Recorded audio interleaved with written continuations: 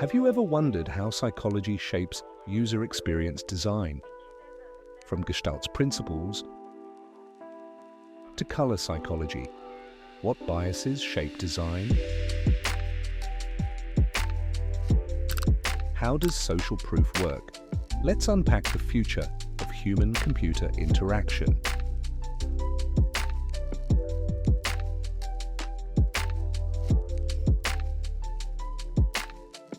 Welcome to the UX Psych podcast. I'm your host, Akanksha, a psychology student turned designer. Join me to hear from incredible designers, researchers, technologists, and creatives changing the way we think about human-computer interaction. In this episode, I'm joined by Professor Alan Dix, one of the leading voices in human-computer interaction and co-author of the seminal textbook Human-Computer Interaction. So thank you so much, Alan, for being here and for joining from Tyree, Scotland. Curious what you've been up to since the Emirates.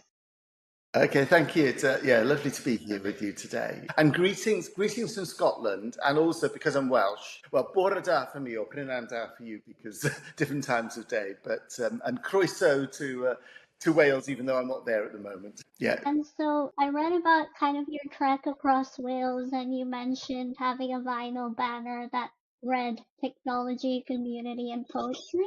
Yes. And I was wondering if there was a moment that sort of really stuck with you and resonated with you from that trek specifically. Yeah. So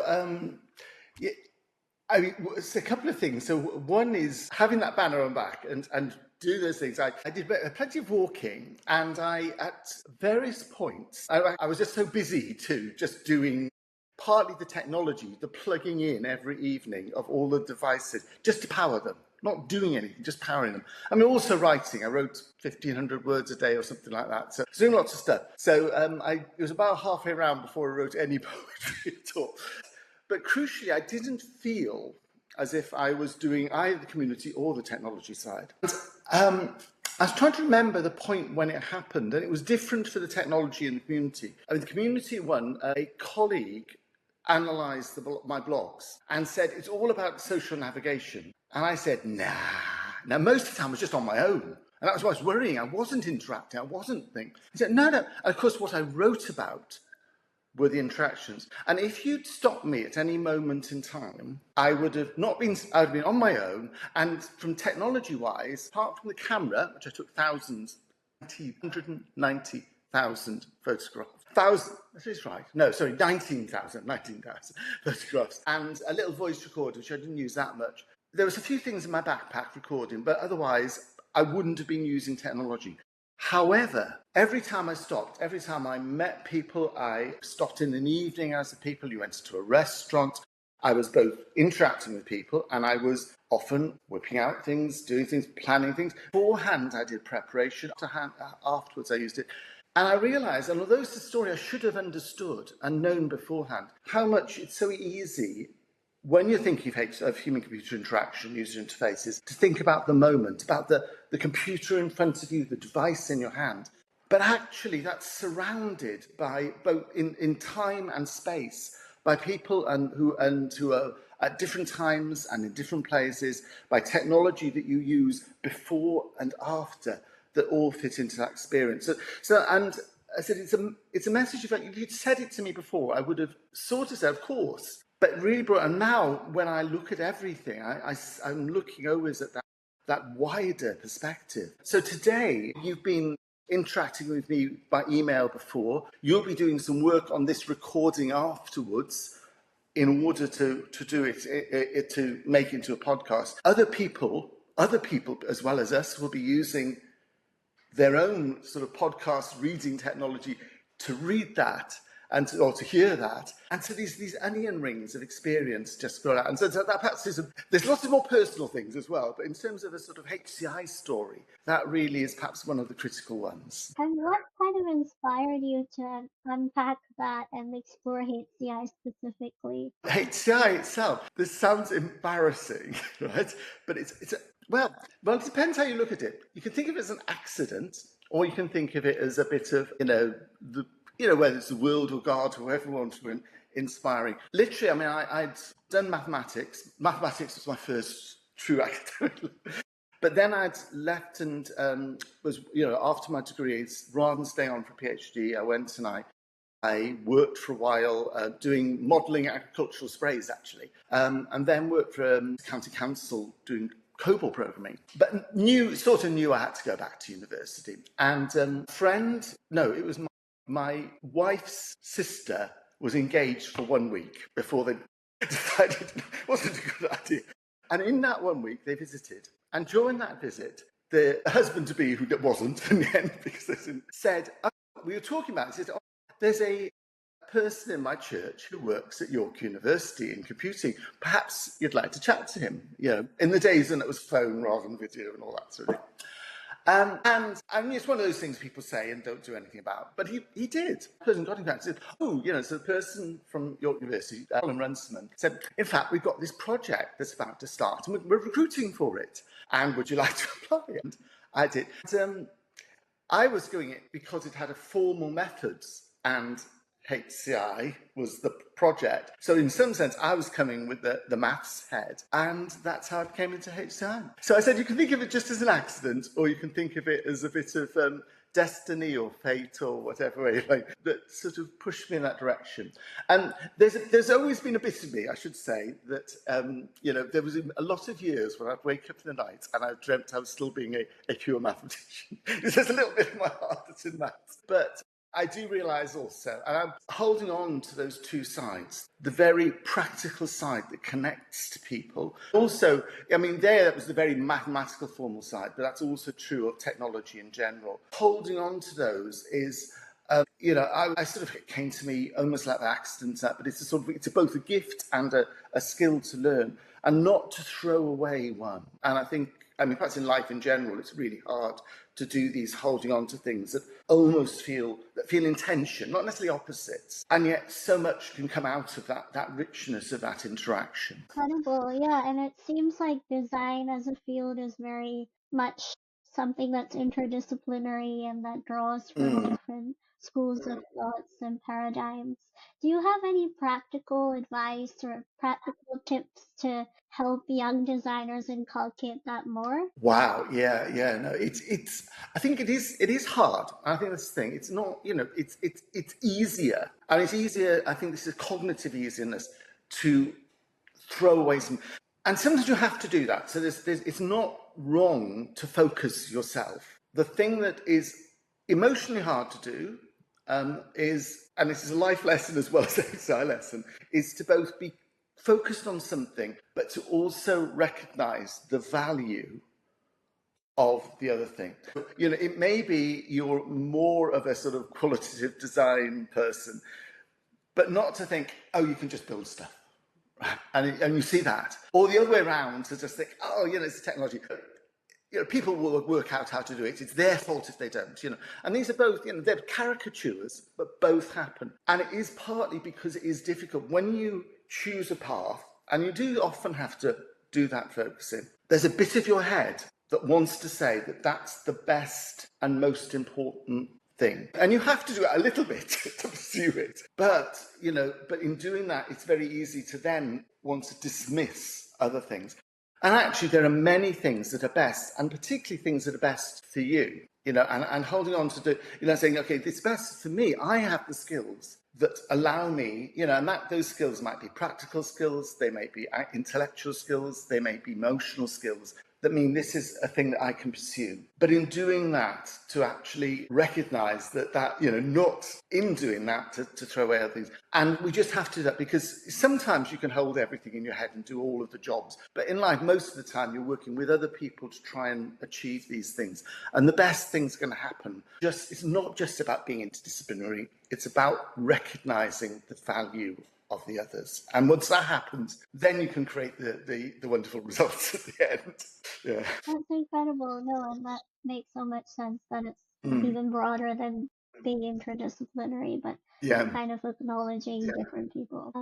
And I also was struck by your talk on personality prosthesis and Yes. specifically how we Yes. can design tools that work with our habits and not against them. And I was just wondering, how do you think designers can create for such different personalities and ways of thinking and Mm. working within their Yes. workflows? Yes. There's two sides of it, I think, from a design point of view. One is obviously looking in at yourself and asking that question. And it might be about working with other people. It might be about doing things. So, yeah, I think if you've seen that talk, you'll know I talk about the thing on my back, the banner that said the poetry community and everything. And that was partly because in the talk, I can talk until the cows come home. You can see when you ask me a question, I go on for quite a long while. But I find I'm not good at that small social chit chat side. By putting that on, it meant people came and asked me, "What are you doing? What's that about?" So I was able to create a physical situation, it could be a digital one, that enabled me to do that, connecting to people in a pub, in a cafe, or just walking down the road. It was odd.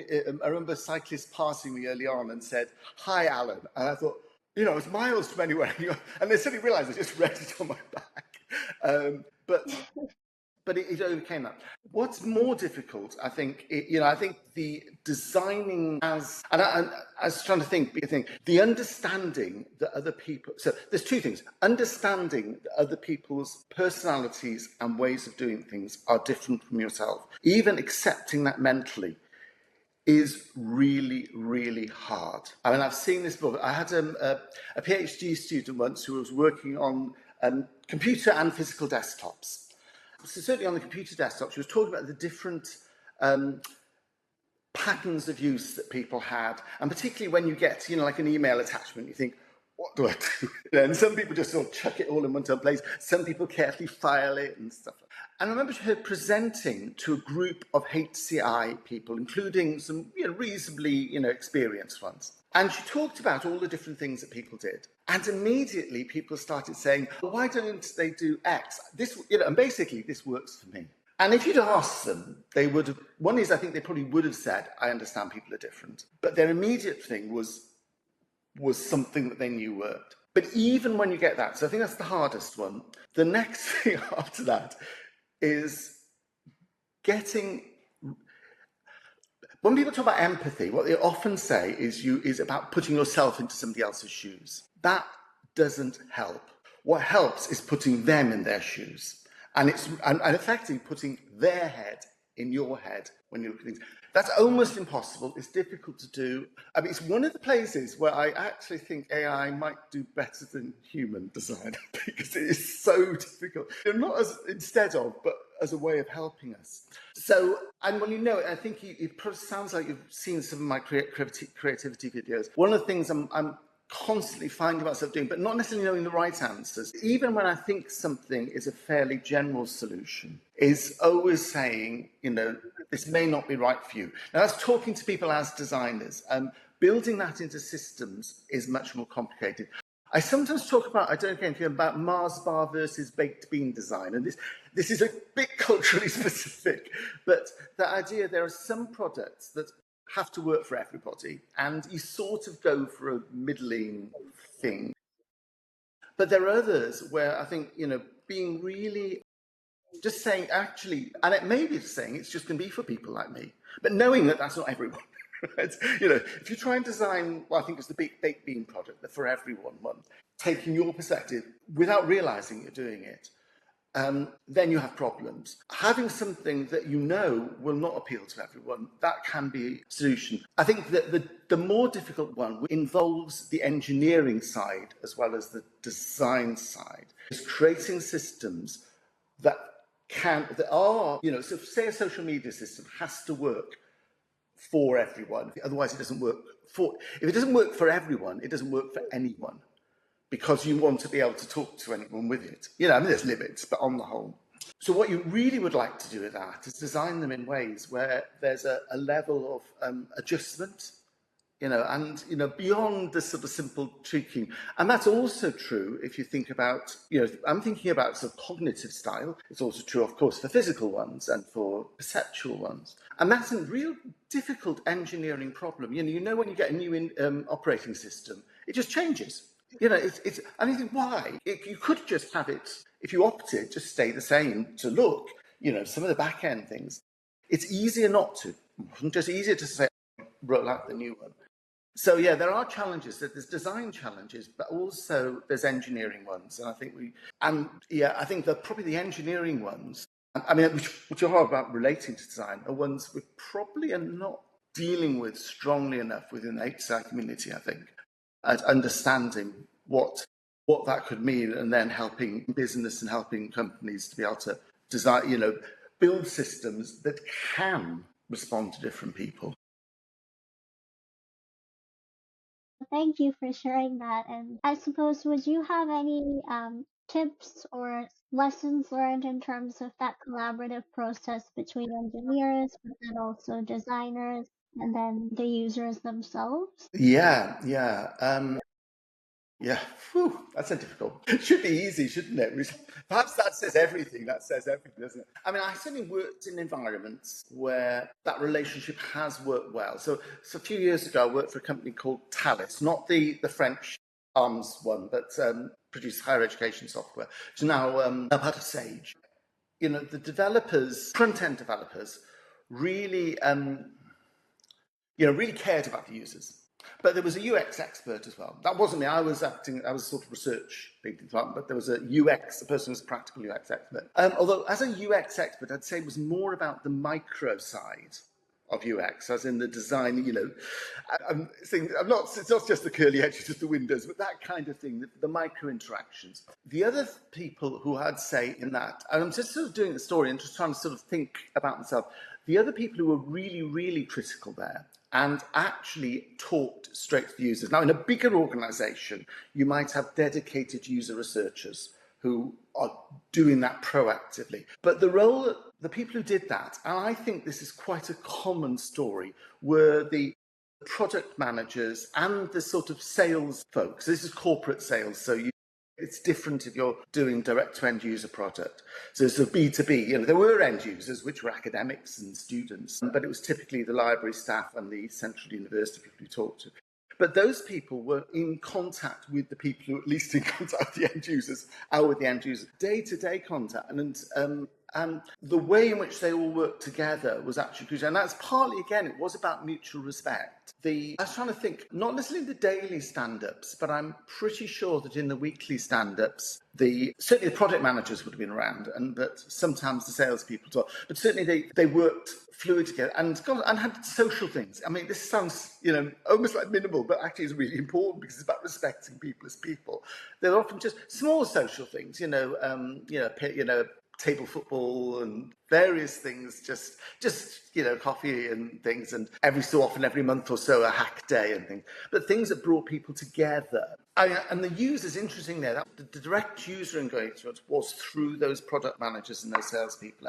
It's very easy to think of that side as being after you design something. Again, it's easy to dismiss it often from a design. I've got this lovely thing, my nice shiny new thing. Everybody must want it, mustn't they? Well, no, it doesn't. If it's not getting in front of them, there's not a way to reach them. I've got to write about this too, actually, so it's good for me to think about this too. It's not going to actually do any good at all. So it is a broad. It's not against the classic user research, talking to the people who know the people as well, because sometimes you can't get to the actual end user very easily. You're working with, say, surgeons or something like that. Yeah, but so I don't know if that helps. No, thank you. And it's really interesting to think that sometimes it's not just the user, but it's some of those micro interactions that form those relationships between lots of other people. I guess one kind of final question that I had was, at this point, there are so many kind of discussions around AI and biases in AI and whether AI is replacing design or if that's even the right question to be asking. Yeah. So I was just wondering, what were your thoughts on, I guess, where design is headed? Yeah. And I've already mentioned there are places, where I think AI will be, both very helpful and might be better than us. And I think that's a hard thing to say, especially as somebody whose life is an intellectual life, but as I said, I'm aware there are things that we find really hard to do that doesn't mean AI will do well, but might do better, at least as inspiration. I said this issue about mental diversity is really one of them.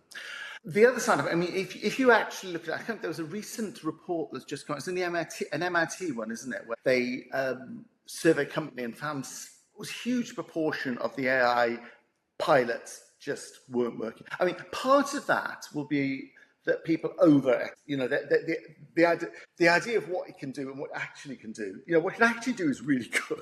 But typically, at present, this may change, I think, at present, treating it as almost like, so there's the junior partner kind of thing you get in with coding. So even there's some debates about that, but let's live with that. Or if you're a designer, if you've got an idea, one of the certainly a core lesson in design is having multiple things that are going on in your head at once, and you have to, in design, commit early on in the sense that we can't envisage things if they're not concrete. So concrete examples are really, really important. But in terms of, if you want to build a prototype of something, the investment you have to put into that concrete thing is big. So it's very easy to then want to make that the first product line. It's not. It's your way of understanding. If you want to understand your users to do something innovative, you have to give them something to look at. The power to be able to get an AI thing it doesn't have to be well engineered. It doesn't have to be perfect, but something that you could look at and show to somebody, really, really powerful. So those sort of uses which are about inspiration, about getting something going, a first iteration, really, really powerful. We have always, as humans, we work with other people in these roles. So if you went back 40 years, 50 years, I'm trying to think how long in computing, what you'd have seen would be a systems analyst with about 6 programmers. And the system analyst basically was telling the programmers had to do this, this, this, and this. They weren't thinking a lot. Effectively, they were, and you had different roles, So the AI might take some of those roles, and typically it might be the slightly more hand-turning ones. It's normal. If you look back, Michelangelo had a whole load of people chipping things, Michelangelo statues. And so there's that way in which it can augment is a normal thing to happen with creativity and in creative subjects. I think there is a danger, and we will see it. There's always been a thing that when you make a first prototype as one of those demo ones, however much you try to make it look sketchy, people just say, I want it. There is certainly a danger that a lot of times when the AI should be used to inspire design, what happens is people will use it to replace it.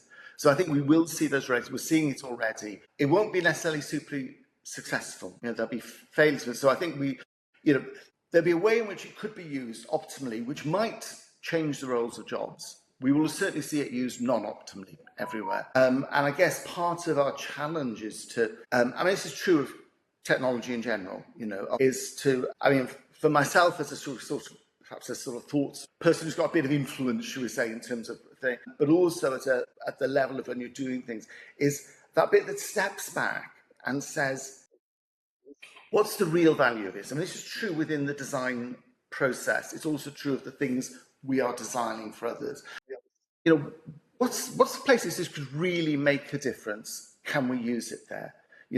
And that doesn't. And I talked about that thing about the design and the technology. You have to understand. You don't have to be able to build the technology. You don't have to be able to program it or whatever. But you do have to understand it when you design in order to know what is credible and reasonable and where it will actually improve the design rather than just make something second best. We will see a lot of second best, but the challenge is to make that technology, just like has happened throughout my whole career of HCI, looking at computing, and saying not how do we just, replace a job with computing or just put a computer there because it's there, but to say where does it really enhance both the individual and the world that they're working within.